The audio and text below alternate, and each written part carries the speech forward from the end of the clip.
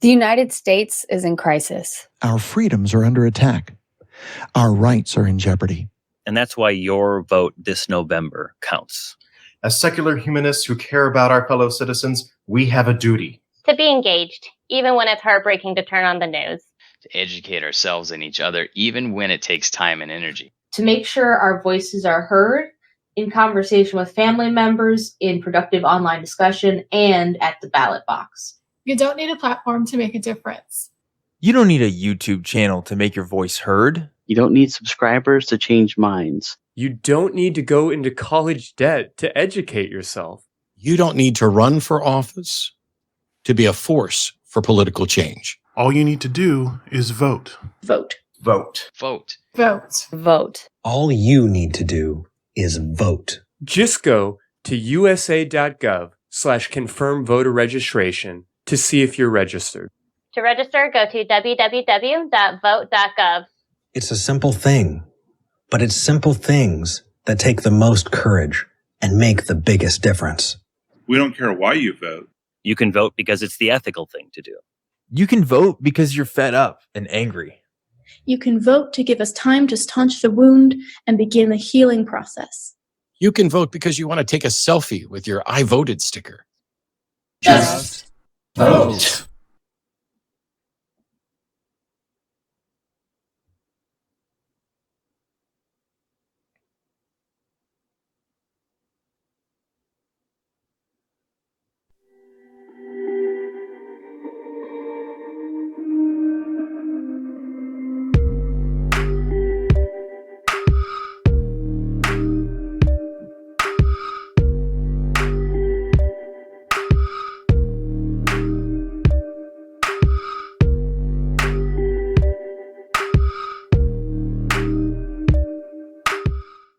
Hello, everybody, and welcome to another fantastic episode of Truth Wanted. I'm your host, Objectively Dan. This is the live call-in show that happens every single week, Fridays at 7 p.m. Central Time. Welcome, everybody, if you're watching live.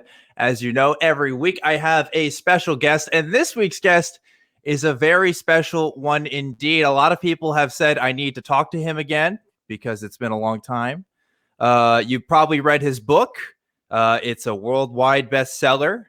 Not autobiography. It is a biography. A couple biographies in there, actually.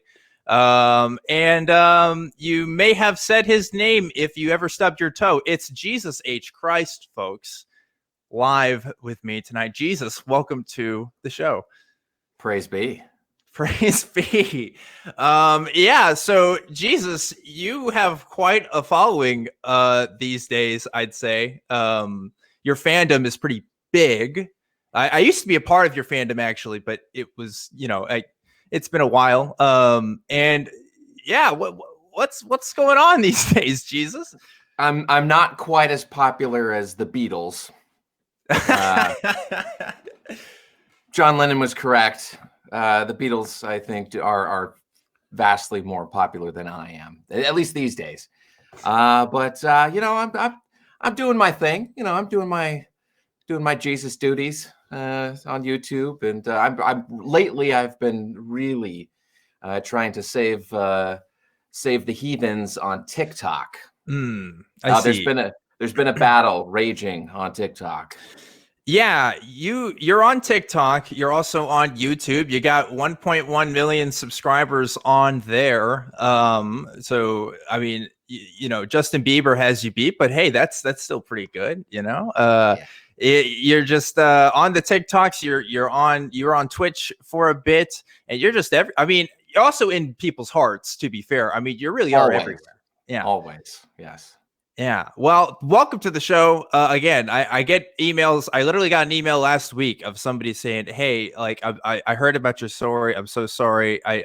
You may not have really known Jesus for real, and now I get to say, hey, look, he's on the show right now. So welcome. It's a breaking character for a minute.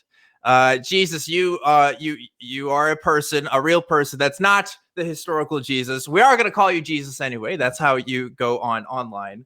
I'm a real human being. Yes. You're a real human being. Still the son of God. Well, you know, we're all children of God. But a in some human, way, yes. right? Yeah, but a human. And you have this character that you do online, and you've done it just a bunch of different stuff. You've got videos of you at some gay pride parade stuff. There's one video of you skateboarding on a cross, which is pretty dope. Like what's the deal with this Jesus character? What got you started doing this?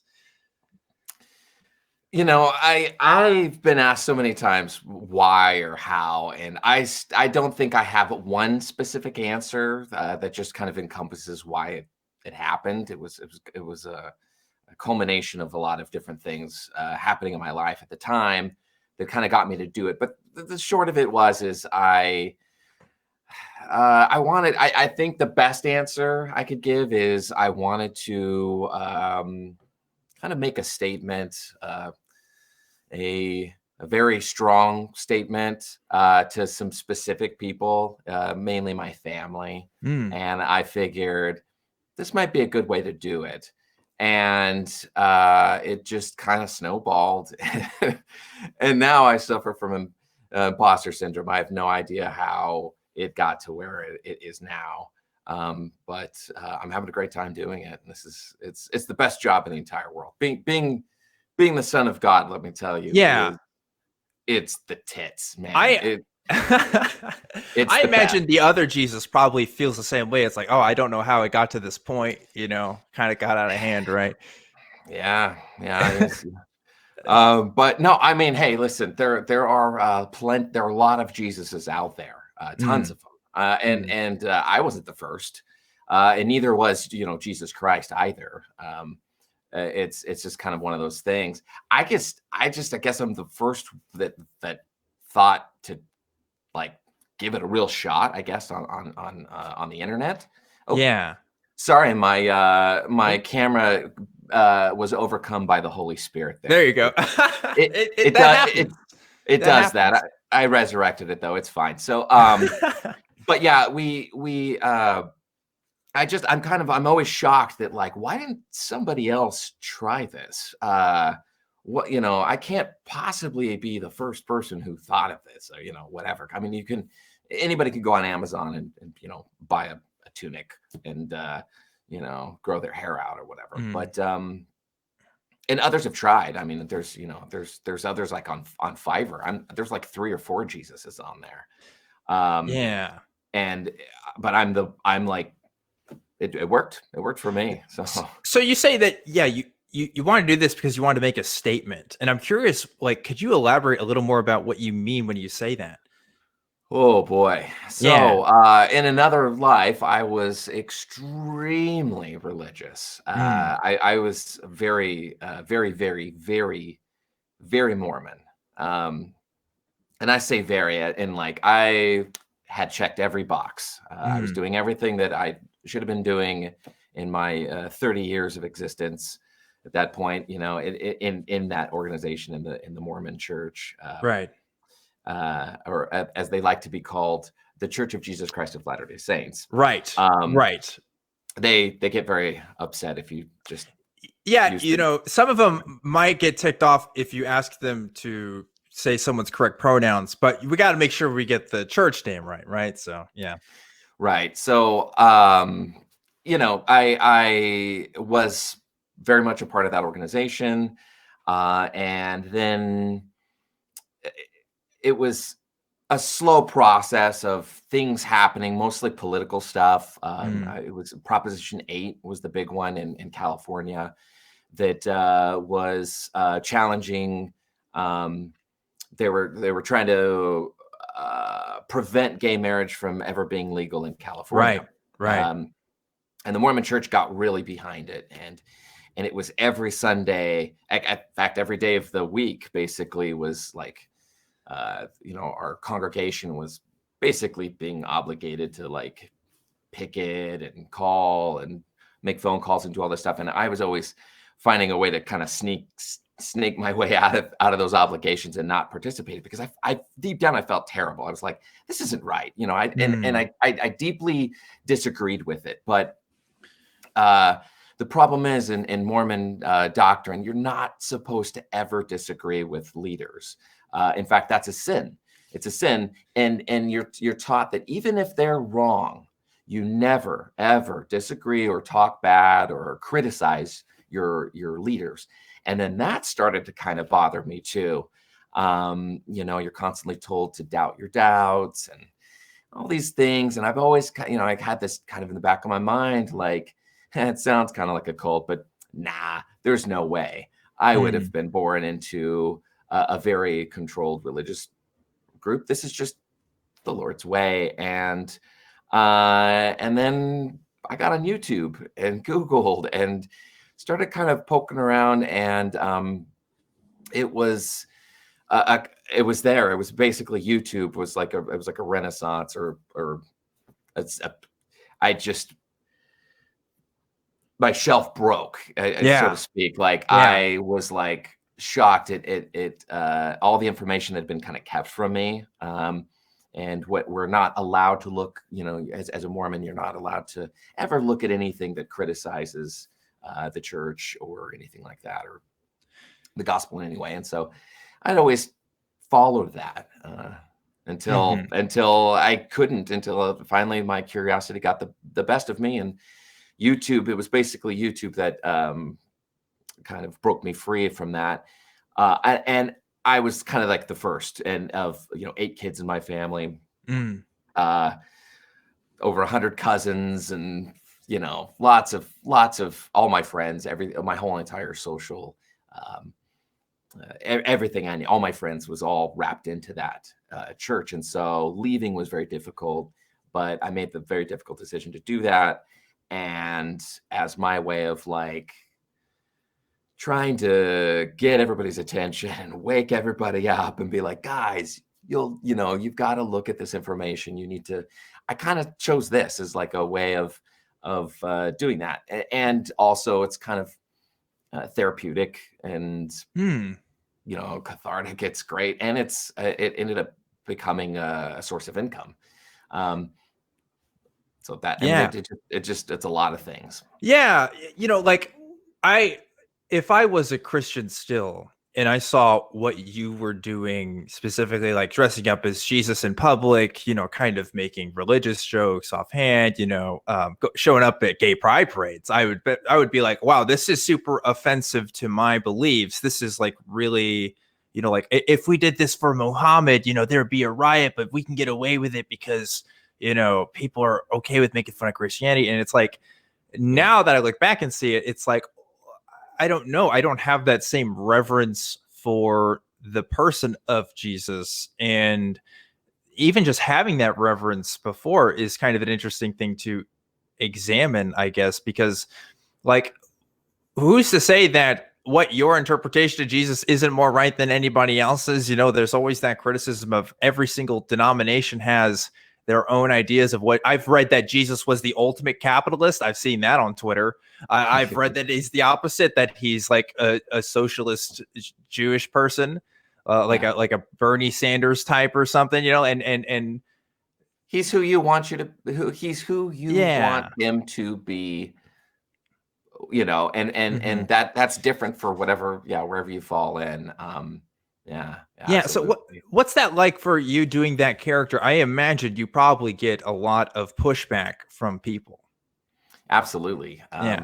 It's different on each platform. It's kind of, for example, on YouTube, I made the decision right off the get-go, before I've never taken a penny, 1 cent from YouTube. All of that money has gone directly to a charity. And I decided that was the most Jesus thing to do. I mean, I didn't want to ever be criticized of profiting from Jesus in that way. And so I decided to just approach it in the most Jesus way possible. So everything that's ever been, super chat money and all the AdSense and everything has gone to a breed rescue. And Sweet. that has made things just like clears away a lot of the stuff that kind of makes it a little icky, I guess. At least for me. I mean, I wanted that to, you know, that was like a personal decision for me. But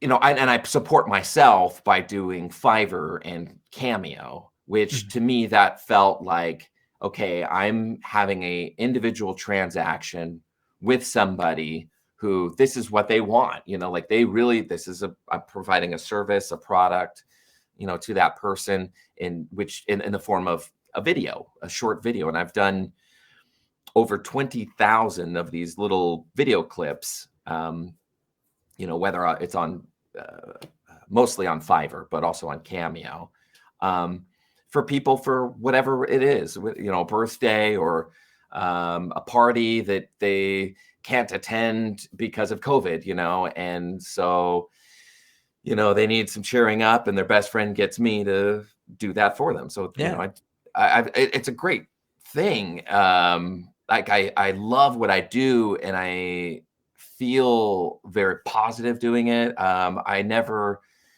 engage any sort of like hate. You know, that's like my policies. There's absolutely no messages of hate or homophobia or racism or anything like that. I don't judge what your message is. I don't care what it is, as long as if I catch a whiff of anything like racist, homophobic, or anything like that, I cancel the order. But I don't have to worry about it. You know, you know, once a week, I probably get somebody that they want me to use the N word or something. And I'm just my gosh, why? Like, why would you think this is funny? Sorry, I cancel the order, you know? And so I always try to be let me put it this way. I mean, for 30 years of my life, Jesus was my hero, you know, my absolute hero, who I thought was like, you know, the ultimate example of how somebody should be. And so when I decided to do this, I thought, okay, when it comes to me and how I'm going to approach this personally, not necessarily with Fiverr videos or something when I'm given a script, I don't have a lot of control with that. But as far as what I put up on YouTube or TikTok or whatever it is, I want it to be what I think Jesus would legitimately do. And I know, obviously, I'm doing that through my own biases because they've changed. You know, I am a very different person now than I was, you know, 8 years ago. I like an completely opposite person. You know, I was just a very, very different person. And then I realized, there's a lot more to this world. My whole worldview changed, and with it, so did my, you know, how I kind of view Jesus. But I still try to, you know, do everything exactly how I think Jesus would do it today. You know, like a modern day Jesus. And that's where I try to, like, that's the line I'm going to draw, and you know, I'm not going to do anything that's just too. It's interesting because, when I look at the Bible and when I look at the four Gospels in particular, I don't think I really studied them as hard as I did until I was coming into my deconversion process a bit. And when I learned more about the person of Jesus, I was kind of confused because it was almost like, like this is actually a person I thought I knew, but kind of didn't. You know, there's kind of some weird, interesting bits in there and stuff that people don't talk about as much or don't expect. And on top of that, like, you know, the messages are kind of mixed sometimes. At some point, he says he comes not to bring peace, but a sword. But also, I was just gonna say, like sword. people talk about how he, you know, he is the Prince of Peace and stuff. So and there's all kinds of little stuff like that when you read it. And when I realized, me putting in the legwork to even read this stuff and really dissect it and look at even what scholars are saying, like, I'm already doing more than what 90% of Christians even do in the first place. And I got to a point, I don't know if you've ever felt this, where I almost felt alienated from the people I knew, because it was like, oh man, I've been doing some deep dive into this stuff. Like what you guys look at is just what you get on Sunday, you know, and it's like, I don't know if you realize the complexity of some of these issues and stuff. And religion became more complicated for me before it became more simple, you know? Mm-hmm. Yeah. I really, really loved to dive in as deep as I possibly could into the Gospels. Mm-hmm. I read the Bible cover to cover several times in multiple languages, in both English and Spanish. When I served a Mormon mission in a Spanish speaking country, and part of the process of learning was just, I'll start reading. I'll start with the Bible in Spanish, and by the time I finished it, I was fluent. Which it took about a year to get through it the first time, but it worked. And so, I felt like I had a really, really good knowledge of who of Jesus Christ.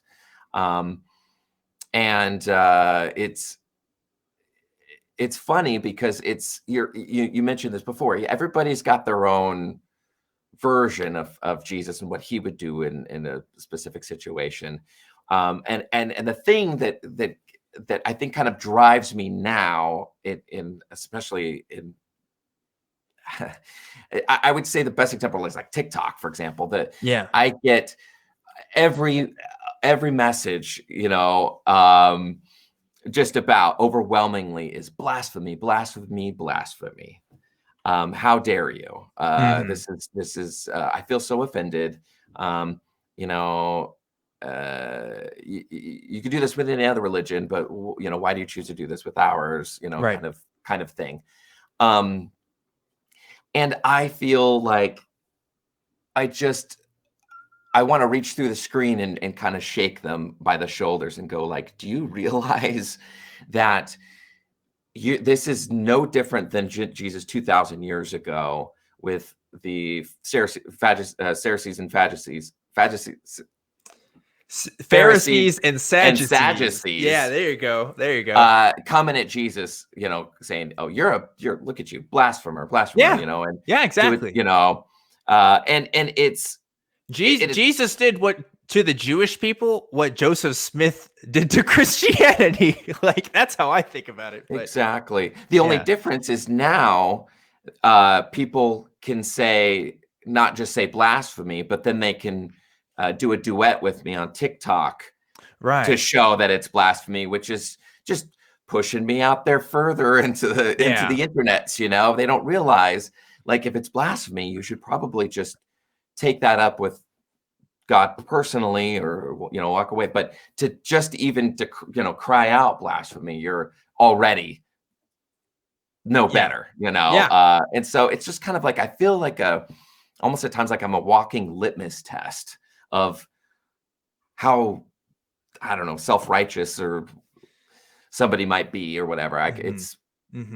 Yeah, I can see how you could get that response and just be like, oh, like, I wish you just knew. I wish you just knew what I do. I feel that way sometimes when I'm talking to people. And oh my gosh, like all the ex-Mormon friends I know too, because like not only are you trying to leave Christianity, but you got all that extra stuff too that you gotta decompress from and just really examine. I grew up in the kind of a Baptist Methodist culture, and Baptists, if there's one pastime they love, it's talking mess about other denominations. And I always heard like all the stuff about what Mormons believe, and they were always like, oh, they get their own planets and stuff, and just like some of it was true, some of it was like kind of more propaganda than anything. But yeah, like that's got to be a different world too, just because when I left the membership of my church, it was just my community, whereas if you leave the Mormon church, that's a couple 100,000 people, million people, right? That's like you can identify with. I don't know, it's a different world for sure. But we are about to get to some calls here, so we should do that right now. But before we do, I want to thank our special patron of the week. Every single week, I shout out a patron who donates to this show. You can do that if you'd like. It's patreon.com/truthwanted. And the patron of the week this week is Steph Benton. Thank you, Steph Benton, for donating on the Truth Wanted Patreon. Really appreciate it, guys. Also, oh, no, never mind. I'm going to give that announcement right at the end. But we're just going to jump straight to calls right now, I think. Jesus, are you ready to talk to some people? I'm ready. Talk to some disciples. He's got the thumbs up. I love it. It's good. I was born with my sandals on. Let's do this. Born with my sandals on. I love it. Let's see. We got a couple different calls here. Some are more relevant to you being Jesus than others. I want to take this one. This is Alexiel is calling in. They've been waiting on the phone for a little while now, and your call is really interesting. Alexiel, can you hear us? What's up? Yes. Hi. How are you guys? Doing good. Welcome to Truth Wanted. How can we, me and Jesus here, help you out? Oh, well, I've got some questionings. Okay. Lay it on us. Yeah. So last summer, with all that new superb energy that we had, like with the eclipses and stuff, they were prepared, like Spirit was preparing me to request some things, and what I requested was channeling, because I listened to people channeling, and I thought, well, I'm pretty sure I can sort of do that. I do tarot and intuitive impact and so on. So, okay. But I had some kind of big surprise when that started. To say the least, who presented herself was Isis, and I was blown away because before she came... Isis? Like the god? Like the Egyptian god? Yes. Isis, the goddess of Egypt. Okay. All right. Wait. Let's break this down real quick. When you're channeling someone, what's going on? What is that process like?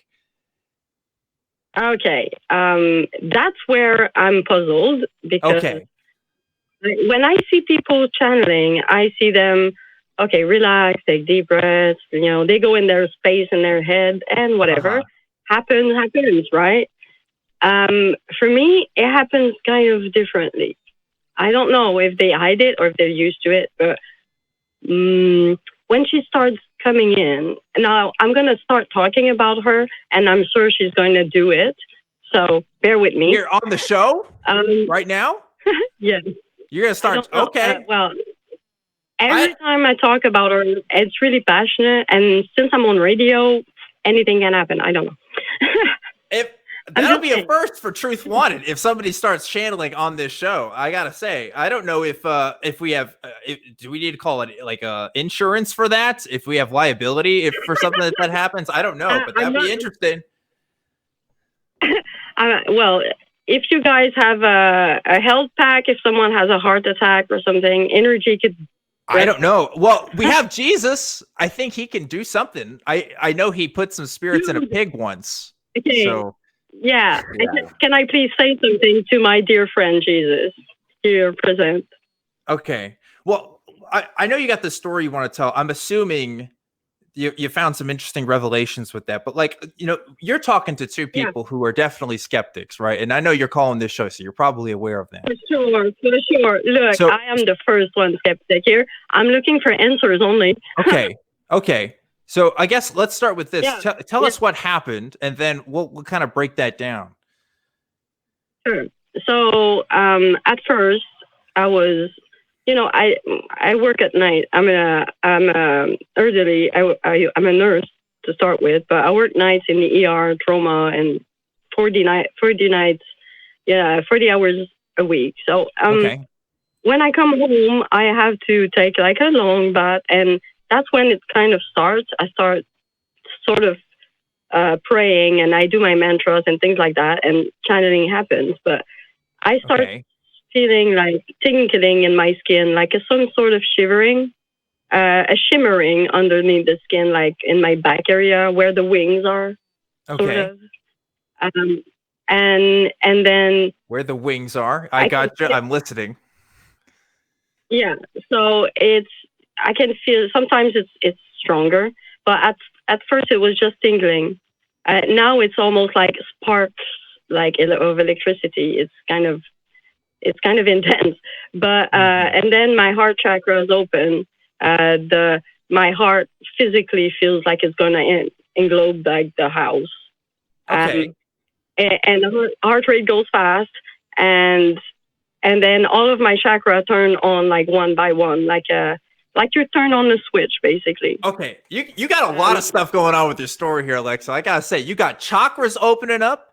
You're feeling your wings on your back. I've read about that. I've heard people say this. Like, I gotta interrupt here because I just want to know, because if someone like me or Jesus here were to kind of do what you were doing, if we were to sit down and start breathing and really try to focus, is that something that anybody can do?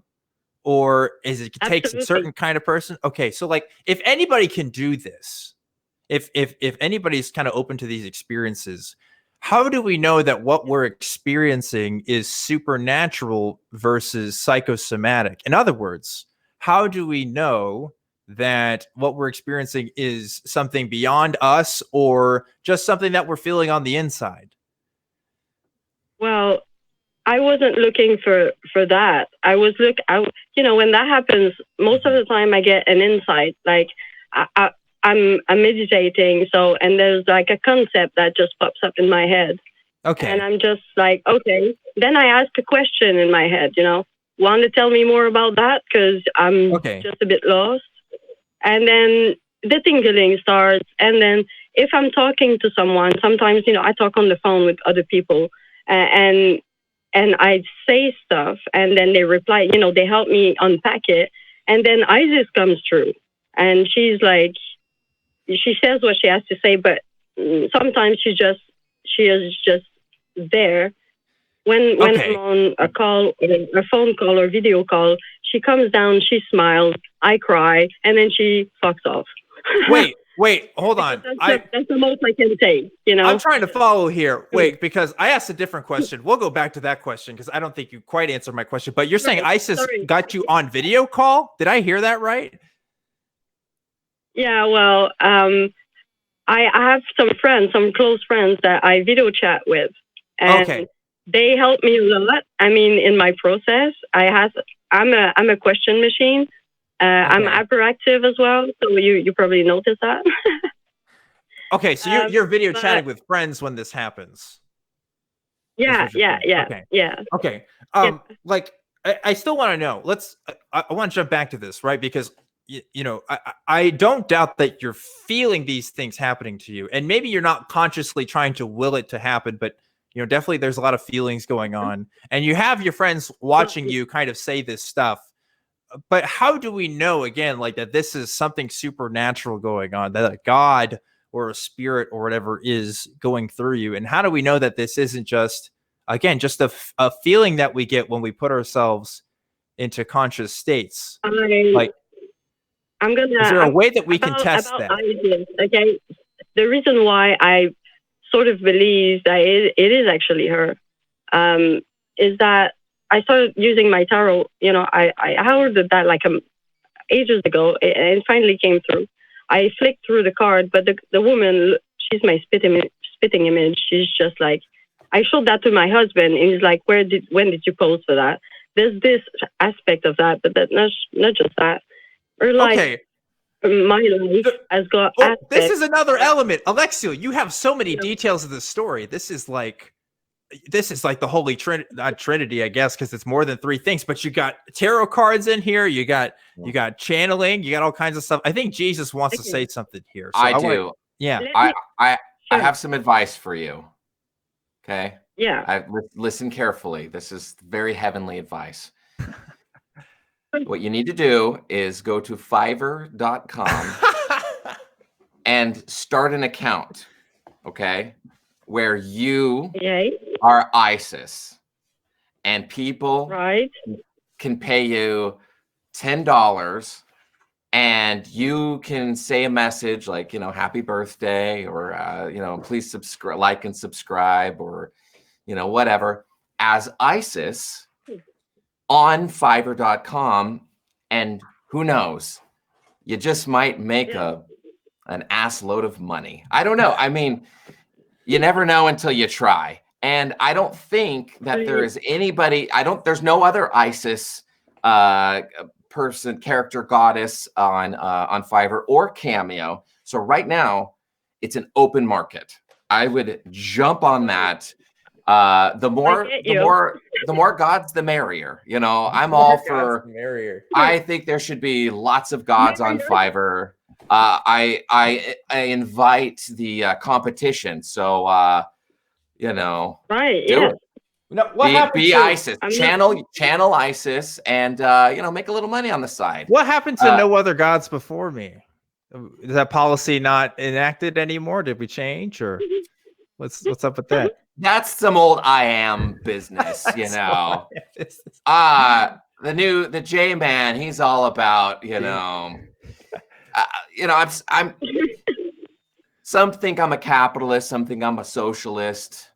I'm kind of actually somewhere in the middle. Somewhere in the middle path. Well, yeah. Okay. I mean, as a carpenter, IKEA just I can't compete. Who can compete with that? You know. But sure. You know, I think socialized medicine. Alexa, we have so many calls that we got to get to, and we spent a bit of time with this one, and I feel like I'm not satisfied with the call that we've gotten to so far, because you know this show is all about exploring what people believe and why, and like I just want to know. Okay, so you had this tarot card experience, and you were thinking about this ISIS person, and you saw the face of ISIS or the face that you had in your head. So here's the thing with this, right? Lots of visions. Yeah, but before you, because I'm not doubting that you had these experiences for yourself, but I do know for a fact that there are people out there who claim to be channeling and they aren't, right? I think we can both agree that there are people out there who are definitely fakers, who are definitely not doing the real thing. So I want to know, how can you convince Jesus and I and other people that you're the real thing? How would you go about devising some sort of test or some sort of way of saying, no, I'm the legit? Is there a way to do that? Yes, for sure. Okay, what would be the method? I'll start doing vlogs where I go in trance and will speak. I'm just like at the beginning, baby steps right now. And, you know, I'm kind of willing to try it. I've been doing it a bit with some close friends on video cam. So I'm, you know, confident she will come through like fully. She's ready. I think so. I think I am as well. I don't know. We'll see. You're talking about right now. Like, you mean right now? I don't know. Right. Okay. When you're ready to do it, I could. Why don't you call back in and we can do this together? I want to see what that experience is like, because that would be a first for Truth Wanted. And honestly, I've never talked to a channeler before. I want to have that conversation, not going to lie. So how about that? Maybe next week or another week? For sure. How long do you think it would take? Yeah, no problem. Well, you know, if I'd have, maybe 2 days, that'd be fine. Like a 48 hours period, like Sunday would be good. Okay. Well, this show happens live every week on Fridays. So if you call in next week, we'll get you to the top. And let's see what happens. And my guest next week will not know what the heck is going on, but I just want to see that happen. But for now, I have to get to some other callers because we got some other people waiting. But Alexiel, thanks for calling in. Thank you, guys. And I give you all like a blue lotus, and I love you guys. Thank you. Thank you. I appreciate that. I think that's the first time someone's given me a blue lotus. I don't know. How about you? First for me too. First for me too. That was an interesting. Yeah. What's up? Any thoughts on that call, Jesus? I'm telling you, I really hope I see her on Fiverr later. I didn't get to the meat of it. I feel like we kind of winded around a lot of different areas, and the story got bigger and bigger. Yeah, there was a lot there involved, you know, the channeling and the tarot cards, and was there crystals in there too, or just? I'm sure there are. I don't think she mentioned any, but I wouldn't be surprised. I thought she said she came home at not. I don't know, but anyways, yeah. There was a lot there. There was a lot there. I think people. I think people can convince themselves that they're in an alternate state and they really aren't. And I think my first example of this would be all the former Pentecostals I know who can still speak in tongues, and they can do that stuff on command. And I was never part of that tradition, so that's really foreign to me. But some of the ones I know, they're like, oh yeah, I can do that right now. And you can just kind of tap into that. I think that's something people can really do. And I'm wondering if this is the case for this person, if this is what's happening, if this is something that they kind of practice doing enough to where they get into kind of a mode, you know? Absolutely. Yeah. Yeah, probably so. But for now, we got a lot of other people who want to talk to you, Jesus. So this is interesting. I want to talk to Oriax, who's calling in Pennsylvania. Oriax, I think you're saying your name right. Please correct me if I'm wrong. Yes, you talked with me before, but this is a different subject. Okay. Yeah. So something that you and Jesus brought up that I wanted to kind of discuss was blasphemy, and like how the term is like used differently with like pagan faiths and that kind of thing. Yes, because you are a pagan yourself, correct? Yes. Yes. I believe in the Egyptian gods particularly. Okay. Okay. Yeah. So what about our talk of blasphemy? What comments did you have on that? Well, it's of course with Jesus' background, it's a very Christian sense of the word and the definition, because it's that no one can question anything about it or speak bad about Jesus or joke about it. Like you can't impersonate Jesus. You can't do any of these things. It's all wrong. It's all like, right. I don't know how to word that, but that's not necessarily how it is with paganism. But I would like to get the take of like what like how you and Jesus would view that, like that it's not necessarily blasphemy or wrong to do that, like in a different faith. Like, do you think that's a better quality, or? I'm trying to understand your question. I think it's a better quality in a religion if they have these kind of blasphemy laws, or are you saying the opposite? The lack of, like it would be wrong for the pagans to have and like put this forward as like no, like we ourselves cannot like say like, oh, like this God is stupid or something, right? Like we would have to like we couldn't do that. That would be blasphemy. But like as it is with like everyone else, that would not be. But like, is that, I still think that's too strict, or? I think every cultural group has its angels and devils. I think every group has what's collectively respected within that group versus what's not. And that doesn't strictly apply to religions either. I think we can point to characters in our own American historical tradition, which people tend to look to respect. When people talk about Abraham Lincoln in this country, for example, or George Washington, I think in general, there's a tone of reverence. And it's only been in recent years where we've kind of found a more mainstream like opposition to some of our respected characters in American history, because we have these kind of alternative takes on history, and we kind of reconstruct our historical narratives. So I think every culture kind of has that. So I don't know if it's good or not. I think it's as a skeptic, right, as like an agnostic atheist, I want to be able to say, yeah, I should be able to be critical of whoever I want to be.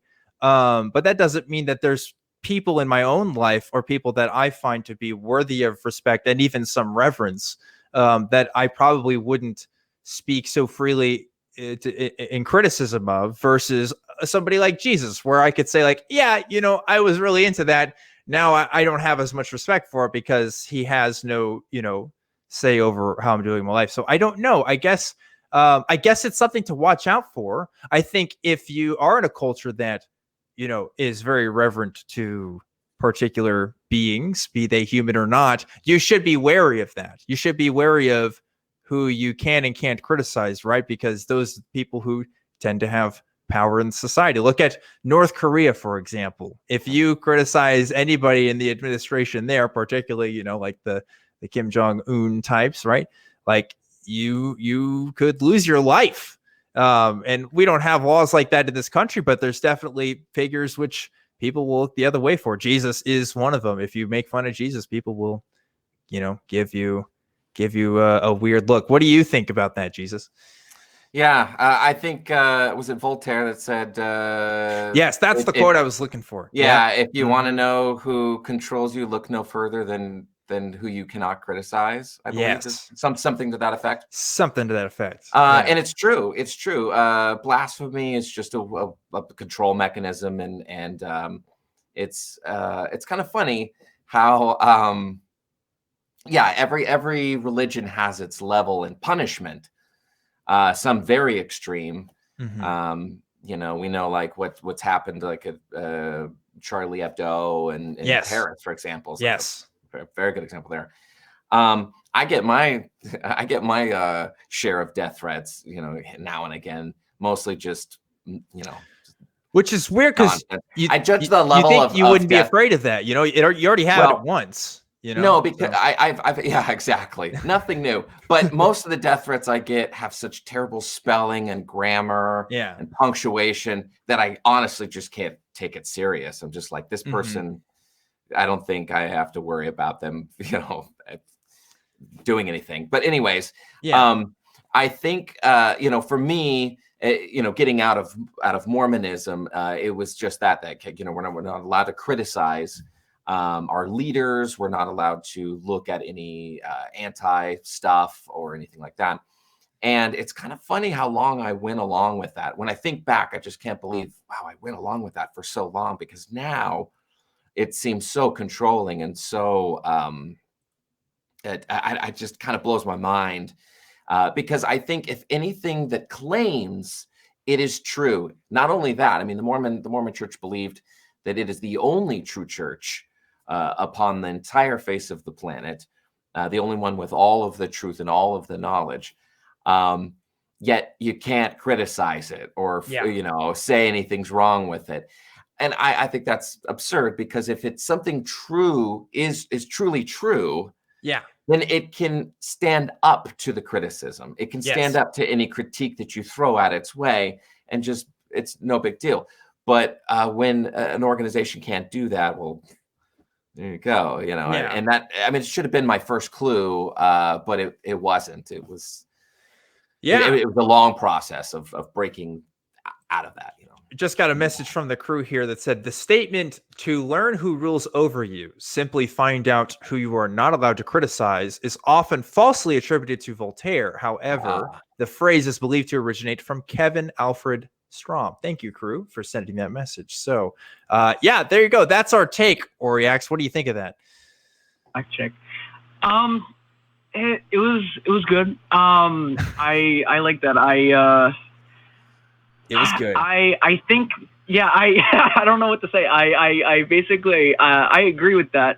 And at least to Jesus, I want to say this as a little personal aside. As someone who's been in a cult and has got out of that too, I am glad that you also are out of that as well, and that you've at least begun to start healing from that. So as someone else who's done that, I want to say that too.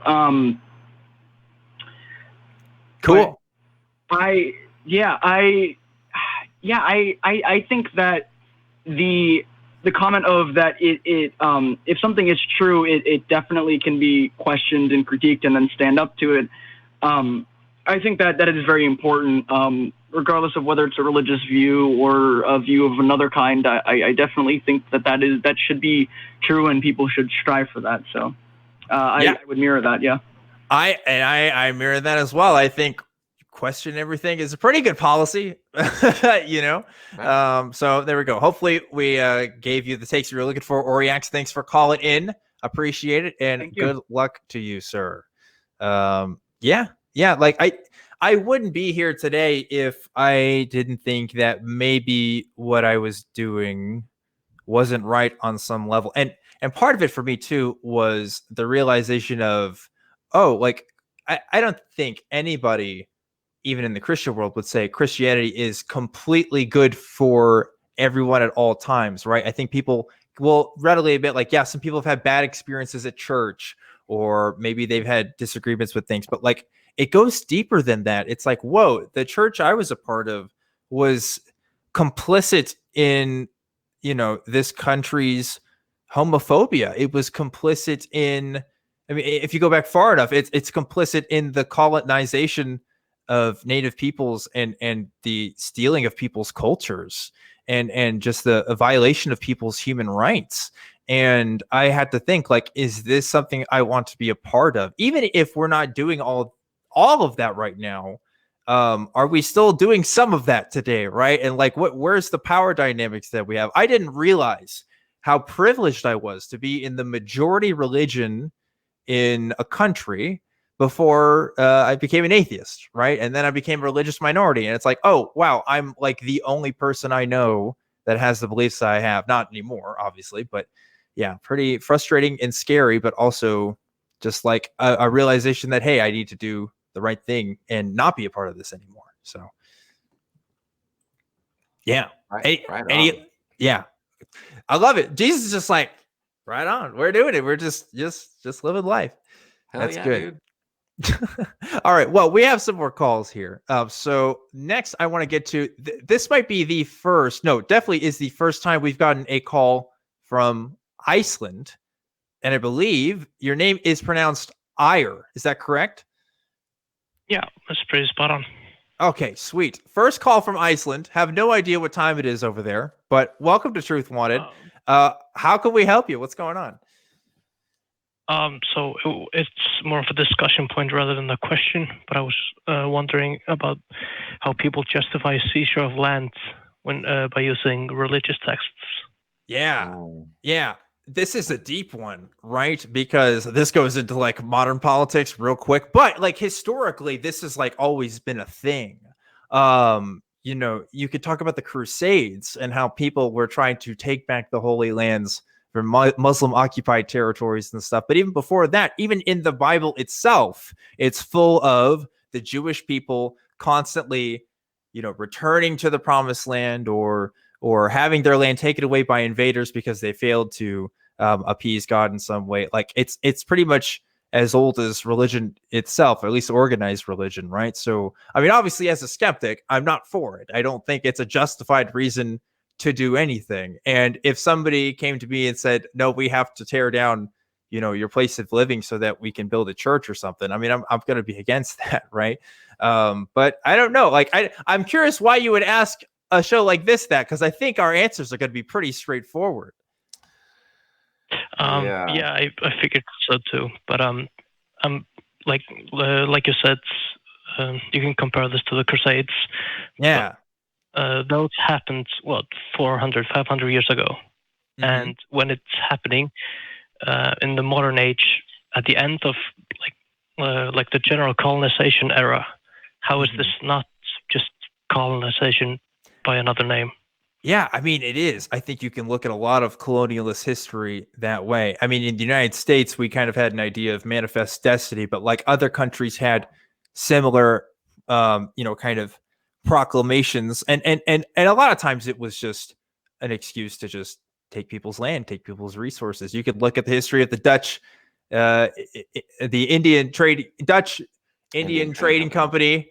Yeah, stuff like that, and see some of that. I don't know, but Jesus, I want to get your take because I've been talking a bit here. Oh yeah, so not a lot of people know this, but the Mormon Church, or as one of my favorite nicknames I like to give them is the Church of Ziontology. Ziontology. They are. They're Zionists. They have this belief that certain things, certain places, geographical, places hold so much importance that, certain events are going to occur at certain times at certain specific locations. They also believe that, for example, that the Garden of Eden was in Missouri. Right. And that happens to also be kind of where I am supposed to return to a place called Adam on Diamond. which is, I guess, apparently the Adamic tongue or Adamic language, the language that Adam and Eve spoke for like that location. And you know, they've and they're not the only ones. I mean, a lot of religions have this idea of a certain specific geographic spot being the place, or, you know, having some sort of importance. Mecca's an interesting one for me. Yeah. But correct me if I'm wrong, Jesus, because isn't the Mormon Church actually one of the largest landowners right now in the United States, based on absolutely. A lot of people don't realize the Mormon Church owns more land in Florida than Disney. I believe it. Think about that. It's an insane amount of land, but they own a tremendous amount of land, including all that area over there in Missouri where you know, Jesus is supposed to come back. And it's, you know, they also own the two largest cattle ranches in the entire world. One being the largest being in Argentina, and then the second being in I didn't know Florida. that. Wow. Yeah.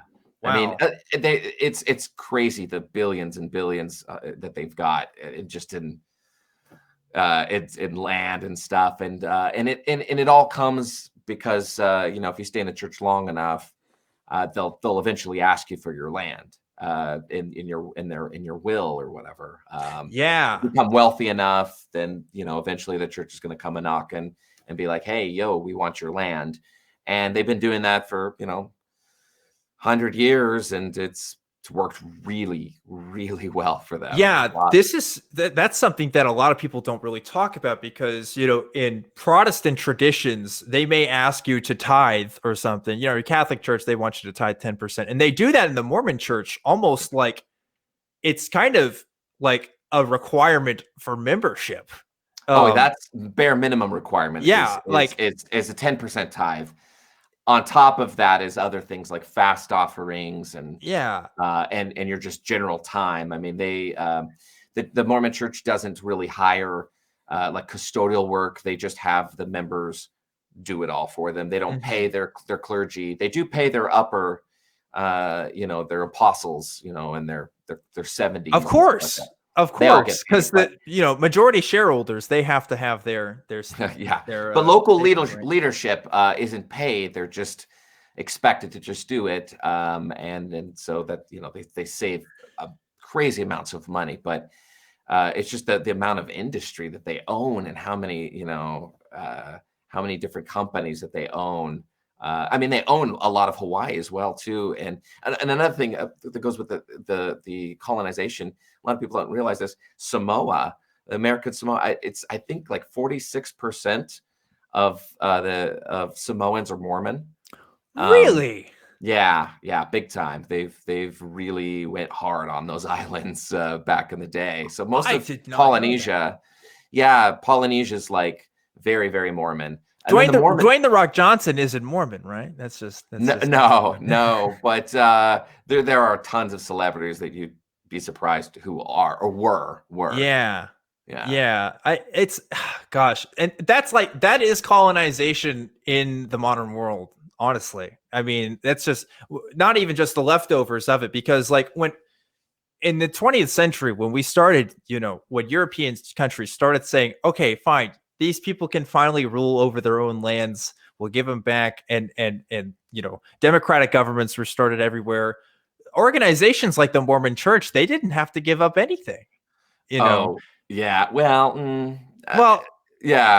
didn't. You're right, but a lot of people don't realize how much Utah is tied up into the religion is tied into the politics. You know, the first governor of Utah was also the prophet of the Mormon Church. Yes.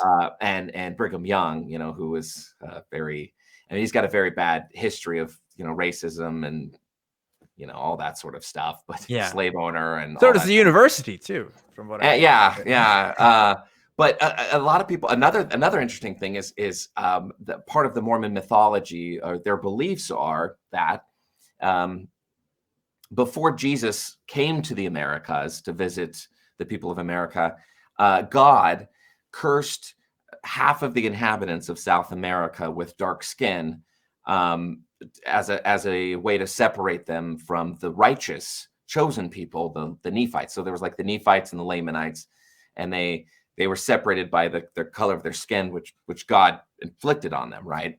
Right. And so now, fast forward to the 70s and 80s, the Mormon Church had a program called the Lamanite Relocation Program, where they were taking Native American children and fostering them into Mormon homes. And we had one growing up. I say one. We had our own Lamanite. The idea and hope was that they would be, and I mean, the prophet was even quoted as saying, like, you know, their skin is even, you know, their skins have even turned lighter in this process of, you know, during this program that was going on, and it's just so. Yeah, just very like disgusting and terrible. The Book of Mormon talks a lot about skin color more than you'd expect, right? Lot. Yeah. I really hope. I think we've got a caller coming up that wanted to talk about Bigfoot, because there's that plays. The Mormon has the Mormon they have religion, a Bigfoot mythology in there for sure. Bigfoot mythology. Cain. Yeah, I don't want to spoil it, but we should talk about that. We'll probably go to that call next. I hope we answered your questions here. Thanks so much for calling in, and get some sleep wherever you're at, because it's gotta be late. I'm imagining, right? Yeah, just 1 past midnight. I'm fine. All right, sounds good. Hanging out for the Bigfoot. All right, we'll get you when you come back next time. Thanks for calling in. We've got tons of calls here, folks. We still got another like 5 or 6 calls here in the queue, so I want to try to get to all of you guys before we end the show here. So let's keep going. We still got another 30 minutes to keep talking. So Corey, we're going to talk to you next. Corey calling in from South Carolina. You think the Jesus claim is more absurd than Bigfoot, right? That's what we have here. Yes. Okay. Now, first, counterpoint. Jesus is literally right here talking to us on the show. So I don't know how you can make that claim. Well, I just got to say, I'm committing a sin. That's all I got to say about that. You're blaspheming. You're blaspheming right now. Yeah. Corey. This blasphemy. Corey, you may not believe in me, but Corey, I believe in you. There we go. Okay. And I love you, pal. Thank you. But I got good reasons. Okay. I mean, I really do. The reason why is when it comes to Bigfoot, we know evolution happens. We know there's creatures that we have not discovered before. Like 2 years ago, a little girl on the news found an insect, brand new species, never been seen before. Yeah. So we know that's a possibility. Okay. But when it comes to a God claim or a Jesus claim, I don't have no historical data. I hear what you're saying. God is claims from people. I hear what you're saying. I will contest this point just one bit, because I am an anthropology nerd. Okay. So when we're talking about evolution and we're talking about the history of great apes in particular, there are no great apes in North America or South America. We are the only apes that exist there. All the other apes that we see today are in all the other continents, right? And so when people make, because the only reason I'm saying this, Corey, is because I've talked to people who believe in Bigfoot and I've seen their forums, and this is an argument that they will make, that Bigfoot is real. They will say, well, this could happen this way.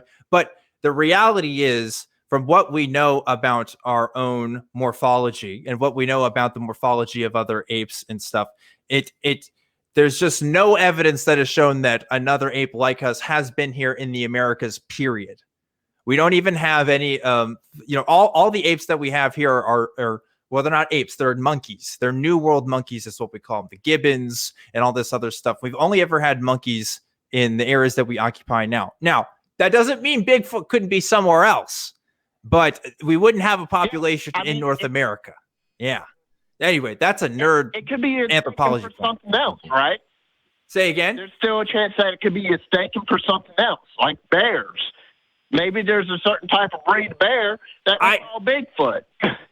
I think a lot of Bigfoot claims are probably bears. I'm going to go with you there. But yeah, as far as the Jesus thing, I agree. Like the historical data we have on Jesus, not great. It's kind of like worse than anecdote because we can't even like assess whether the people who are writing it are the actual people that say that they are. A lot of people don't know this. I'm sure people who watch this show know, but the 4 Gospels are attributions to those writers.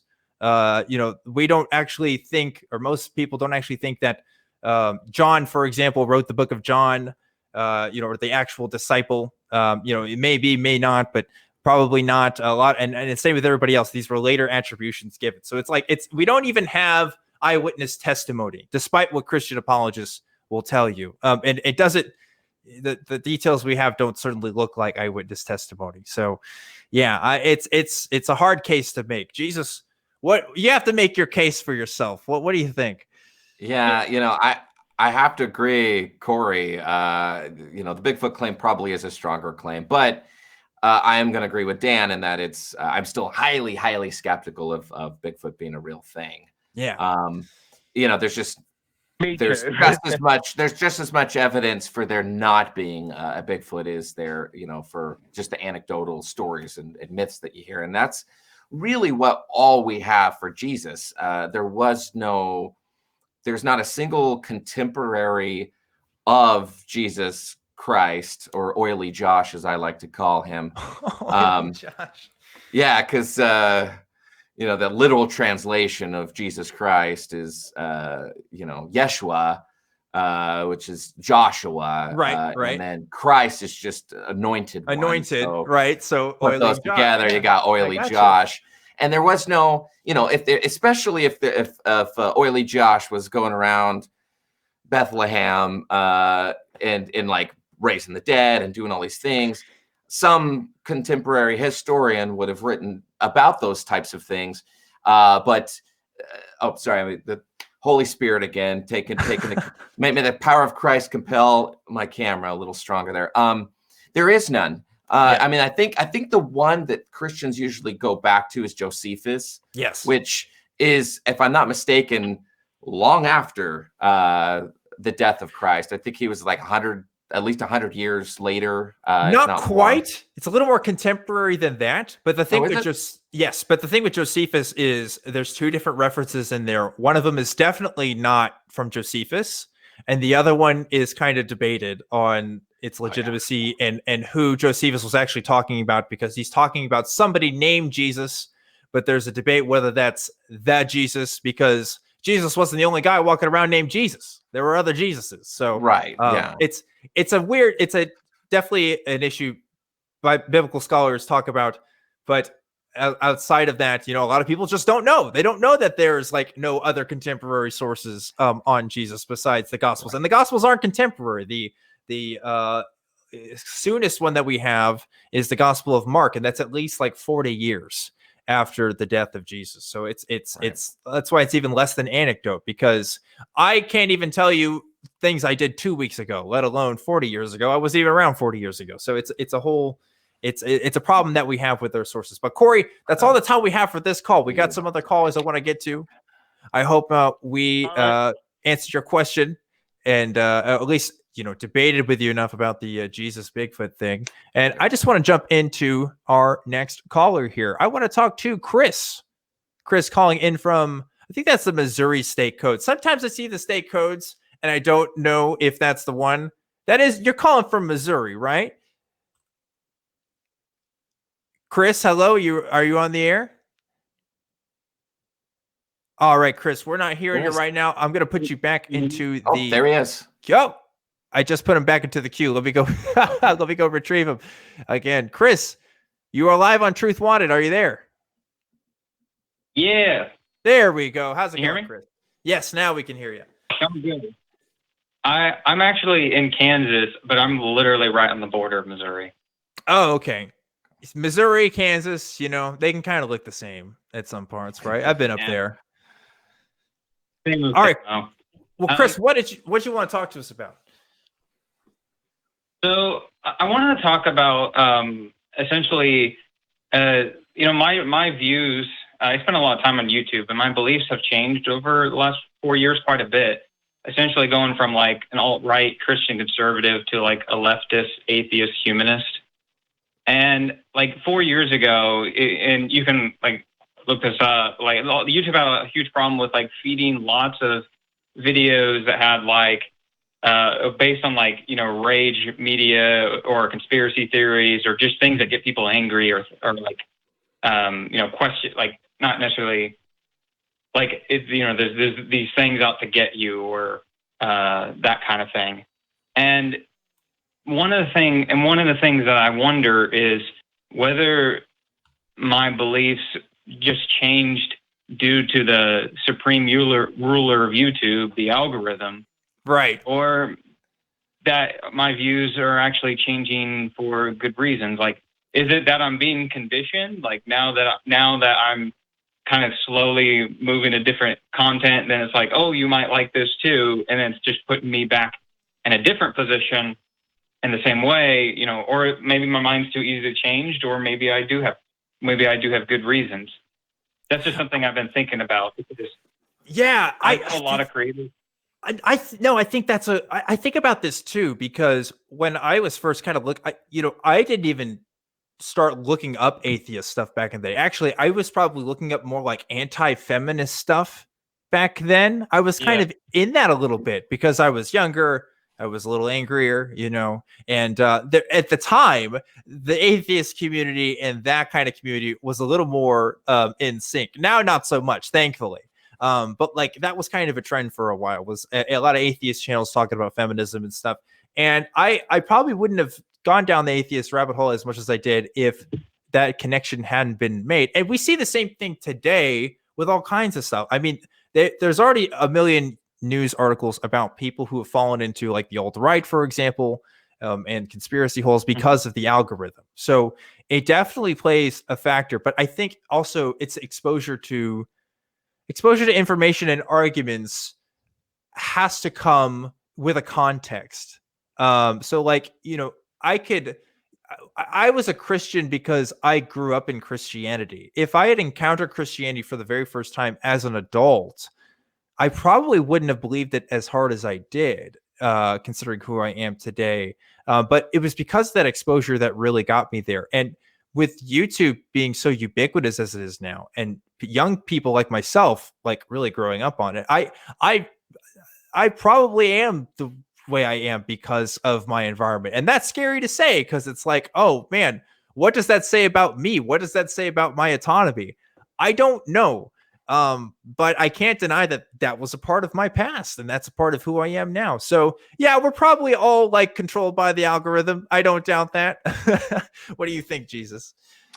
Yeah, I agree with you there. I think the only thing I could add is my favorite, or my mantra, I should be, is just the scientific method. It won't fail you. It's really easy to just find yourself in an echo chamber that's no different than what maybe it's something that you had before. And how do you know that you're still on the right path? And that's the thing I love about the scientific method, is it's self-correcting. It's always questioning and never being satisfied with the whatever. It hasn't failed me, and so I'm sticking with it, and hopefully it's a good media diet is important, right? And figuring out where your sources of news are coming from, being very conscious of that. We use that metaphor, but I think it really is perfect. I mean, we're eating food today as Americans that 100 years ago Americans weren't eating, and so their way of life was different, and the way that their body processed stuff was well, I mean, their bodies were still similar to us, but the food that they were intaking was different. And so the way that we consume media was different 100 years ago and what it is now. So we have to adapt and make sure that we're still consuming things in a healthy way. And social media is designed to keep us addicted. That's not even a conspiracy. That's just straight up out there. They tell you that. The infinite scrolling feature on Twitter was the probably biggest mistake humanity has ever made. I mean, like, it's done nothing but bad things for most people. Like, it just makes people mad, and they don't communicate with each other well. So yeah, like, hopefully shows like Truth Wanted are good for your media balance. I don't know. I certainly have changed my mind on certain things since I started this show because of callers like yourself. So I appreciate that. And I try to involve myself in as many diverse communities as I can, even ones that I don't like as much. I tend to spy on those a bit more. You can do that on like Reddit and stuff. You can subscribe to those Reddits and never post and kind of lurk. I do that sometimes, but yeah, we're all, victims of Mark Zuckerberg and everybody else. So maybe we'll change that in the future. I don't know. But for now, we just have to work with what we got. Amen. Yeah, I've definitely, had that similar experience where the quote unquote skeptic community kind of got me out of religion. I remember like Ken Ham versus Bill Nye the Science Guy, and I was like, that was like, wow, Ken Ham did great. And then watching it, then somehow like it sent me a related video that was like from some skeptic YouTuber, and I was like, I never really thought about that, and that's kind of what got me into it. But some things I didn't notice was like some people in that community would be like, oh, this is garbage. You don't need to read this. This is just a bunch of mumbo jumbo. And that I actually like, that's how like a lot of feminist videos were, like anti-feminist videos. Yes. And by eventually, I kind of just went and started reading some of that stuff that, on my own, and kind of started really thinking about it more. But also, it's not just that, of course, then your media changes, the Alexa listens to you, and the Google Home and changes your app. I don't know. That's not, but all the stuff like around you changes with it. We should go back to that old algorithm, to whatever made us atheists, and we should just stick with that one and just put that out for everybody. I think everybody would agree that's the best option for humanity, right? Ubiquitously, I think we can say. Anyway, no, I don't know what a good algorithm would be. I wish it would be like, hey, here's the problem too, because people who are like, I'm going to call them anti-skeptics, because they say that they're skeptics, but they're really not. They're just kind of biased towards certain groups. Like, they notice now that, now YouTube is cracking down on stuff like QAnon. Now Facebook is cracking down, now Twitter's cracking down, and they see that as censorship. They see that as, now you're trying to hide something because you're changing, the way that these algorithms work. So there's always going to be a group of people that's going to say like, this is bad because it's not putting out my point of view more often. We're probably always going to see that.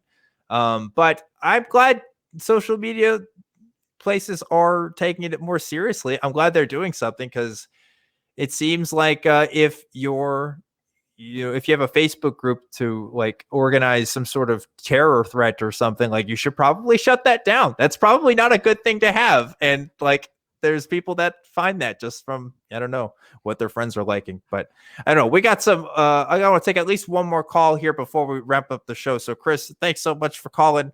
I'm glad you left us with that thought, and I wish you well tonight.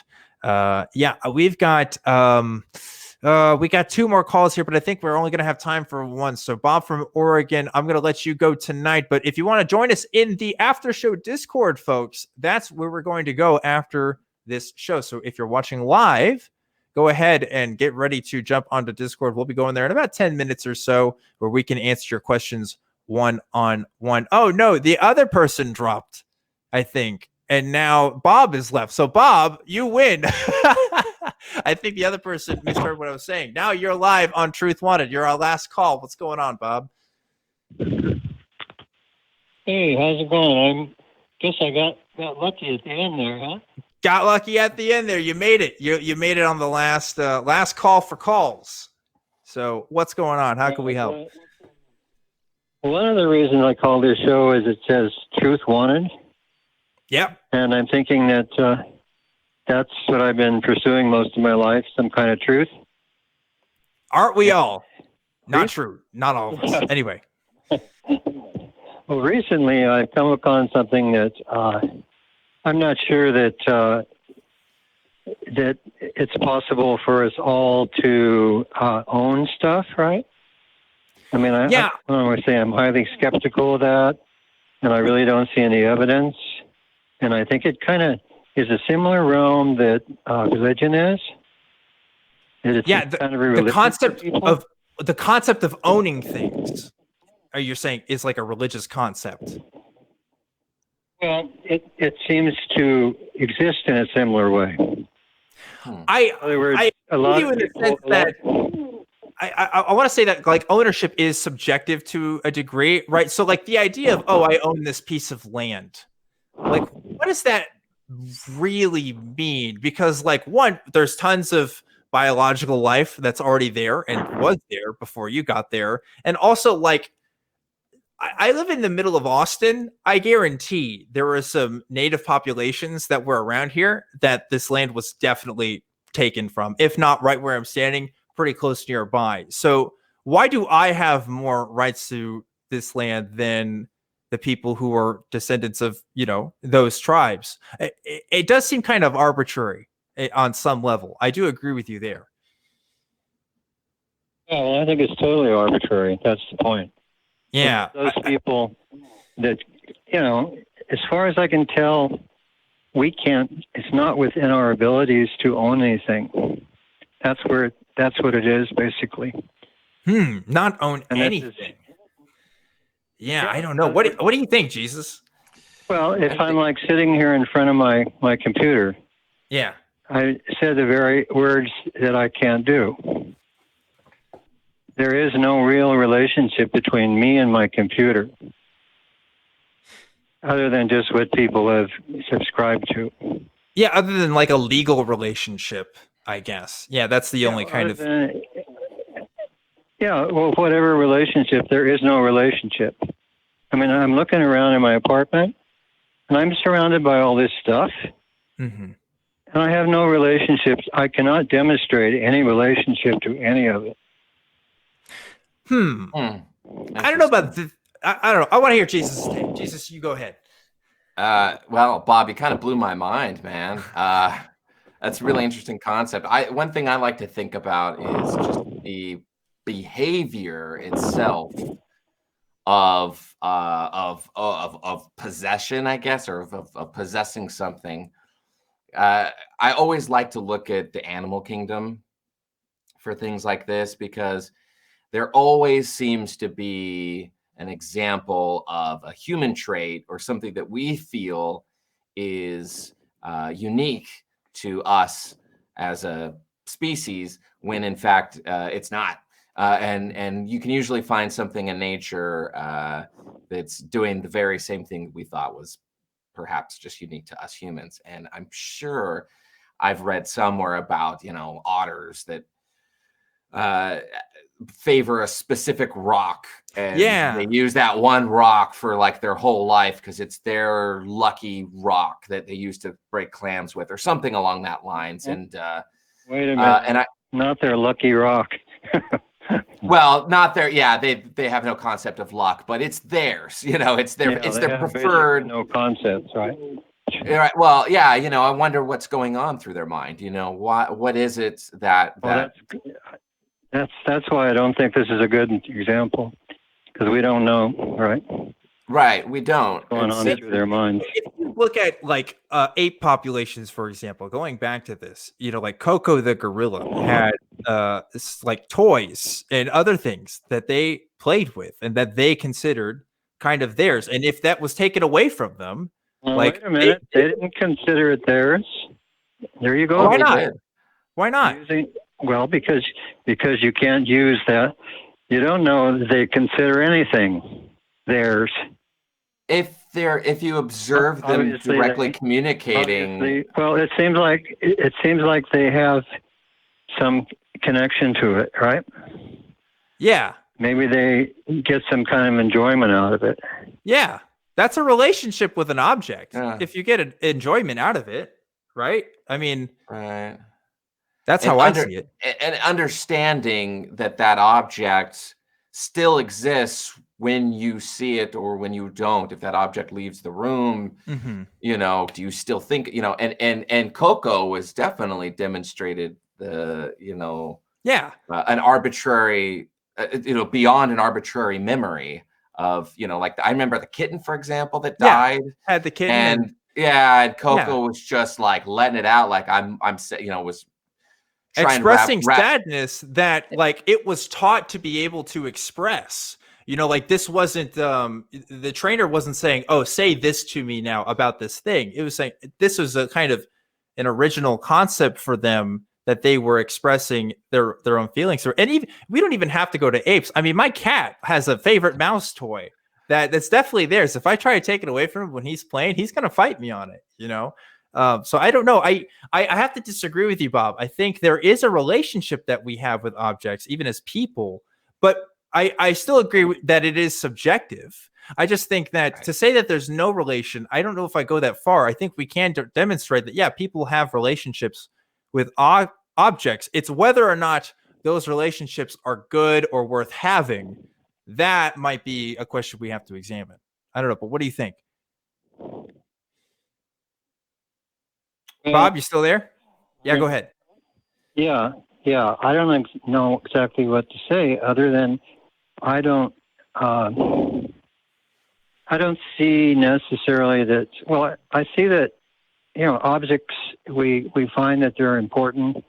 We enjoy various things. We use them for uses and so forth like that.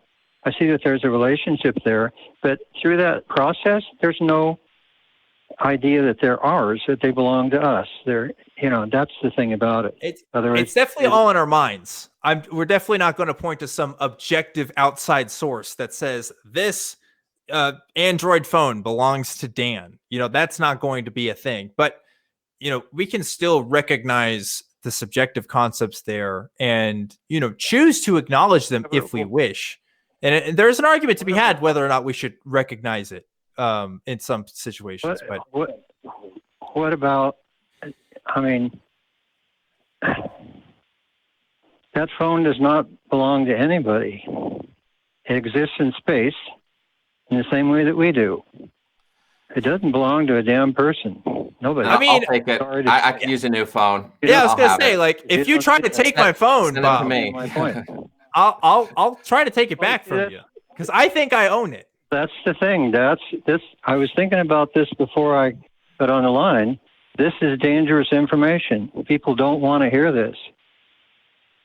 It's definitely. Well, I agree. Yeah, I mean, there's so much based upon it in the world. If somebody decided, nope, it's not possible. There is no relationship. So we got to stop with this bullshit. I agree with you that people have died over owning stuff. That's out of the question. Probably more than any other kind of death. I don't know. I don't know if I could prove that, but it's got to be up there, top 5. Oh, yeah, definitely. But yeah, I don't know. I think property in general or land, property, land. Identity even. Because like we can consider that in some way a kind of ownership, and threats to that identity. But I don't know. This is all the time we have for this call, Bob. But I mean, hopefully you heard our point of view. I see what you're trying to say, but I think at the end of the day, I'm still going to say like, hey, like, yeah, this is a subjective relationship, sure, but it's not that there's no relationship. There is a relationship. Its legitimacy might be up the question though. Right. But folks, we're running out of time here. I want to give a special shout out and thanks to my main man, Jesus Christ. Cool that I have a relationship with you again. I'll have to tell some of my friends and family, like, hey, I Jesus and I are talking again. It's really cool. Hallelujah. Yeah, hallelujah, indeed. Where can people find you at, Jesus, besides the Bible, of course? Well, thejesuschrist.com is my website, and that'll pretty much point you to everything. I'm most active these days on TikTok at Real Jesus H Christ. But of course, my YouTube channel is, I think, where most of the gospel is located, and that's youtube.com/thejesuschrist. And if you've got a birthday or like an anniversary or something you want to celebrate, or you want a shout out of your own from me, a personal blessing from me, you can go to cameo.com/thejesuschrist, and I got you covered. There you go. Jesus can do for you. See what Jesus can do for you. He's got you covered. He's got your sins covered, and your cameo requests. I am the best at forgiving, loving, and suffering. I am like number one undisputed champion of the undisputed world. Champ for about 2,000 years or so. I'm the most like reputable person like ever. So if you need like, you need a spokesperson for anything, I'm your guy. Before, usually I'm about to close out and tell people, but hey, come join us on Discord in just a second. But I gotta know something. If I pray to you and I'm taking a test, I'm praying for you for answers, is it cheating at that point, or are we still good? It's not cheating because I'm totally gonna ignore it. Okay, gotcha. Just like just like any other prayer, really. I've always wanted to know. I see people pray before tests, and it's like, hey, I feel like you can't do that. Like this is a closed book. It's not an open book. So I don't know. Yeah, well, both football teams pray to me, and someone's got to win. Someone's got to win.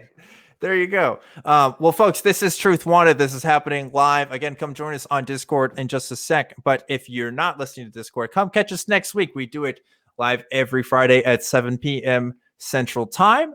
Another way you can support this show is, as I mentioned, patreon.com/truthwanted. But you can also become a YouTube member if you're interested in that. You get cool emojis in the chat here. And that's another fun way to support the show. And as always, folks, I got to plug our merch. Again, we have the Truth Wanted masks now. Living in that world, I know. But hey, guess what? It's hoodie season again. At least if you're living in the States. And those Truth Wanted hoodies keep you nice and warm. So check those out. We're also doing something special. We're doing something for Amazon Prime Day. If you guys know about that, basically, if you follow that link there, when you purchase something during Prime Day, you can actually, through Amazon Smile, donate to the atheist community of Austin. And that helps for shows like us. So yeah, we are a nonprofit organization. We're one of the organizations you can donate to. So if you're thinking about buying something for Prime Day, consider donating to the ACA. Another thing I have to plug is my Twitter. My Twitter is at ObjectivelyDan. You can also email the show. It's truth@atheist-community.org. Please like, share, subscribe, whatever you can to help share this show on iTunes, Spotify, YouTube, wherever you get this show. Last but not least, I have to thank the wonderful, fantastic, awesome crew that helped make this show happen every single week. Thank you, crew. This show is mostly run by volunteers, including myself. So whenever you donate to Patreon, you are helping make this show happen. It pays for stuff. I forgot to mention, I got this new little suspension thing for my mic. Shout out to Vern, the Lord of Levels, for getting this for me. Because now I'm not banging my hands on the desk and everything goes crazy. So that's really great. And thank you guys for watching this show. Jesus, thanks again for being on. Jesus, if you could rewrite your story as a different kind of genre, if we took the Gospels and we kind of did like a Gospels part 2, what would it be? Would it be like a Terminator situation? Like I'll be back? Would it be a sci-fi? What would you do? Oh man, I think a revenge story would be pretty cool. A revenge story. And take it to another level, not just flipping tables this time. I'm talking like some really gritty stuff. Jesus back with a vengeance. I like it. Just like, Jesus punching right through the chest, just everybody. Jesus 2, Second Coming. Yeah. You know, I could see it. I could see it. Well, Jesus, thanks so much for being on. Remember, folks, always keep wanting the truth, and I'll see you next time. Amen.